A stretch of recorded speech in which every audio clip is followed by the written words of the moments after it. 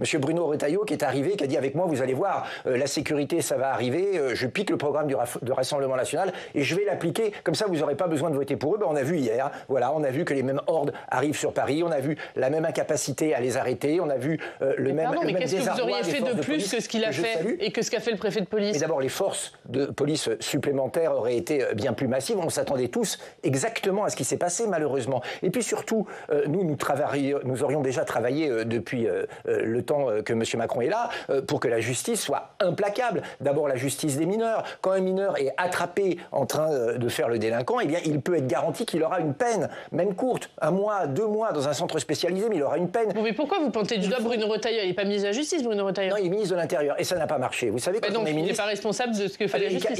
Il est co-responsable du chaos d'hier, voilà.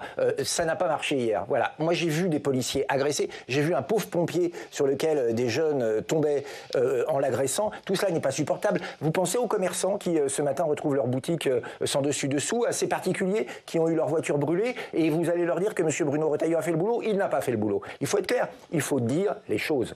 Sauf que vous pointez du doigt le seul Bruno Retailleau. Il vous inquiète à ce point, Bruno Retailleau? Non, Bruno Retailleau ne m'inquiète pas. Il se trouve que c'est le ministre de l'Intérieur. J'ai dit la même chose de M. Darmanin quand il y a eu des incidents au Stade de France lors de la dernière Ligue en 2022. Vous savez, la même chose à chaque réveillon. Ça fait des décennies que nous critiquons les ministres de l'Intérieur.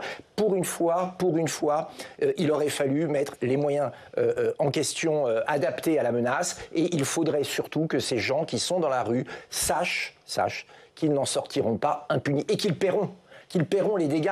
S'ils doivent travailler toute leur vie et que toute leur vie, leur salaire soit ponctionné, ça devra être leur cas. Que si leur famille touche les allocations, elle touche l'aide au logement, eh bien les aides seront supprimées. Il faut qu'ils sachent qu'ils finiront en prison. Tout cela ne doit plus rester impuni. On parle de la sécurité.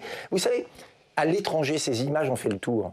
La France a une image terrible de pays ensauvagés, de pays où les émeutes ont lieu tous les 4 jours, de pays où on n'est plus en sécurité. Est-ce que c'est ça notre France? Est-ce que c'est ça qu'on veut léguer à nos enfants? Bien sûr que non. On veut pouvoir passer des réveillons en paix. Hier, ça aurait dû être une journée de fête pour le PSG. Célébrer la victoire. Il aurait dû avoir le champagne qui coule à flot, les gens qui dansent dans les rues, avoir des fêtes populaires. Et on s'en trouve aujourd'hui à faire le bilan, un bilan terrible.